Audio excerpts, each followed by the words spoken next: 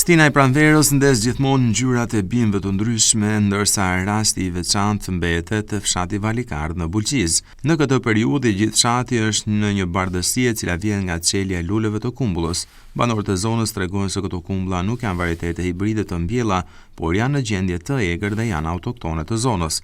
Pamja që përcillet në këtë periudhë është shumë e bukur me lule që kanë mbuluar thuajse gjithë fshatin, ndërsa banorët deklarojnë se prej saj kanë shumë përfitime.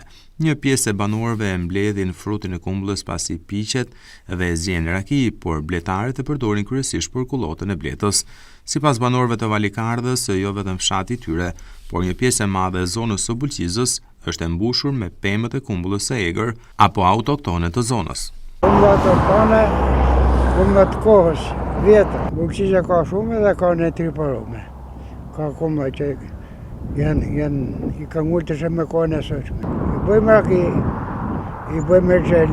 Fshati Valikard është në këtë periudhë e ngjeshur me aq shumë kumbulla të vjetra. Këto janë kumbulla të vjetra të familjeve tona të fshatit Valikard. Janë ndër që kanë bi vetë dhe janë pemtari nga ato kumullat e vjetra që nuk duan as ilaçe, as gjëra. Dhe ky fshat në këtë periudhë kthehet në kohë si më shenë kohë bore.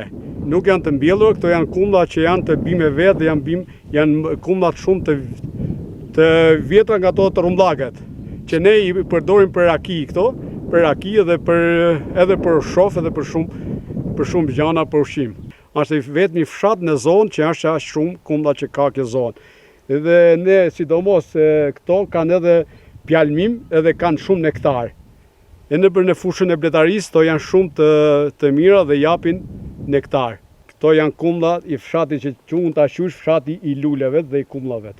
Pemët e kumbullës së egër në këtë fshat nuk janë të parcelizuara, por ato janë vendosur në gjendje të lirë pranë banesave, rrugëve të fshatit apo në shpatin e malet, duke dhënë një pamje tërheqëse gjithë zonës.